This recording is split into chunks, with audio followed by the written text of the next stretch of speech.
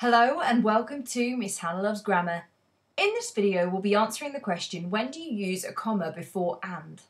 Well, when you have a list that contains just two things, you don't need to use a comma with and ever. So this example, my house is messy, comma, and lovely, full stop, is incorrect.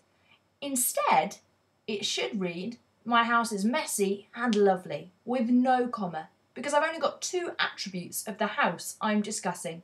The fact that I like it makes it lovely, and the fact that it's messy means it's not very tidy.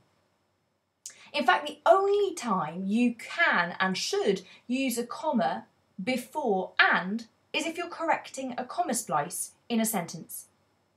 Let me give you an example of a mistake. On Saturday we are going to Cambridge and, comma, on Sunday we are going home, full stop. Instead of us understanding that this is nearly right, let's actually understand how we're correcting the sentence. The joy of fixing a comma splice is that we're linking together two independent clauses that made sense on their own with a coordinating conjunction, so a word like and a comma that binds them. So it should instead read something like this. On Saturday we're going to Cambridge, comma, and on Sunday we are going home, full stop. The distinction is, on Saturday we're going to Cambridge makes sense on its own, as much as on Sunday we are going home. The only reason I can link these two and fuse them with a comma and is because I am making this a more significant bound between the two independent clauses. The other options I have are a semicolon, which is a stronger fuse between two independent clauses, or simply just to remove the conjunction and actually just have two simple sentences. But obviously this video is all about commas and using and. Now it's your turn. For each of the 5 sentences, consider if they're correct or not. And if they're incorrect, please do correct them.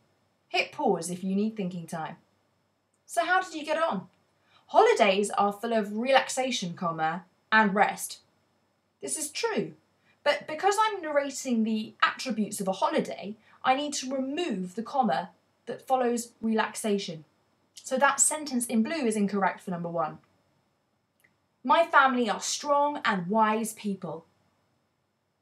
I'm describing qualities of my family here, and I have listed them correctly because I'm only listing 2 attributes. Just using and without a comma makes sense.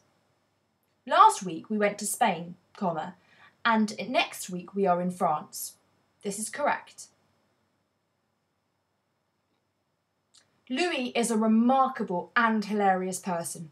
I'm describing what Louis is like, and because I'm listing 2 qualities about him, I don't need a comma at all. Finally, I look forward to seeing you, comma, and your friends. Now, I'm listing the groups of people I want to see, whether it's you and your friends, so I should remove the comma, so the sentence in blue is incorrect. All we need to remember is that the use of a comma with and is rare. It's only if we're ever fixing a comma splice issue.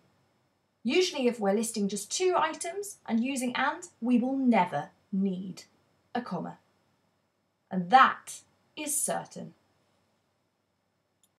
Why not subscribe to Miss Hannah Loves Grammar for all things English, literary and grammatical?